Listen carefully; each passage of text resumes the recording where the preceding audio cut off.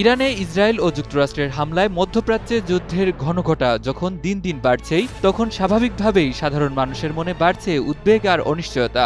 সামনের দিনগুলোতে রান্নার চুলা জ্বলবে তো, যানবাহনের চাকা ঘুরবে তো, জ্বালানি সংকট কি নতুন করে বিশ্ব অর্থনীতিকে নাড়িয়ে দেবে? এমন প্রশ্ন এখন অনেকের মনে। কারণ বিশ্ব জ্বালানি সরবরাহের অন্যতম গুরুত্বপূর্ণ পথ হরমুজ প্রণালী ঘিরে তৈরি হয়েছে বড় ধরনের ঝুঁকি। ইরানের উপর এই হামলার প্রেক্ষিতে মধ্যপ্রাচ্যের চলমান সংঘাতের কারণে এই নৌপথ দিয়ে তেলবাহী জাহাজ চলাচল অনিশ্চিত হয়ে পড়েছিল। আর এই পথ বন্ধ হয়ে গেলে সবচেয়ে বেশি চাপ পড়ত জ্বালানি আমদানি নির্ভর দেশগুলোর উপর, যার মধ্যে বাংলাদেশও রয়েছে।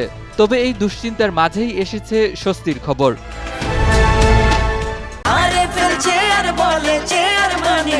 আরএফএল চেয়ার, ক্ষমতার নয় সমতার চেয়ার। বাংলাদেশের কূটনৈতিক তৎপরতার ফলে ইরান সরকার বিশেষ আশ্বাস দিয়েছে, বাংলাদেশ যদি আগেভাগে তেল ও এলএনজি বহনকারী জাহাজের তথ্য জানায়, তাহলে হরমুজ প্রণালী দিয়ে সেসব জাহাজ চলাচলে কোনো বাধা দেয়া হবে না।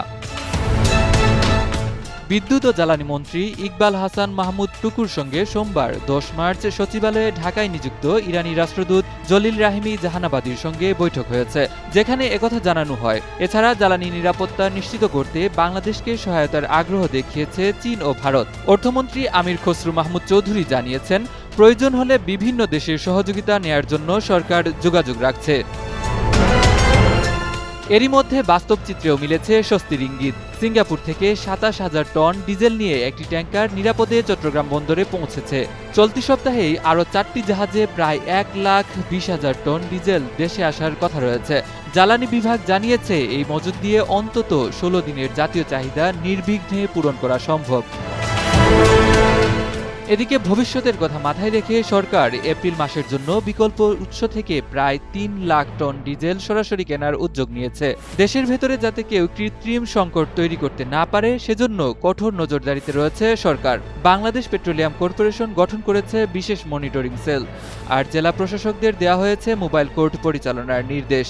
বিশ্ব যখন যুদ্ধের অনিশ্চয়তায় কাঁপছে, তখন বাংলাদেশের জন্য এটি এক ধরনের কৌশলগত স্বস্তি। তবে এখন প্রশ্ন একটাই, যুদ্ধের শেষ কোথায়?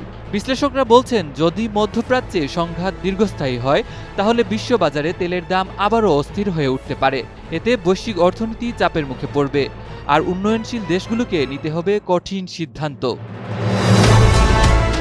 অন্যদিকে কূটনৈতিক সমঝোতা যদি দ্রুত এগোয়, তাহলে ধীরে ধীরে স্থিতিশীল হতে পারে জ্বালানি বাজার, কমতে পারে মূল্যচাপ, স্বস্তি ফিরতে পারে সাধারণ মানুষের জীবনে।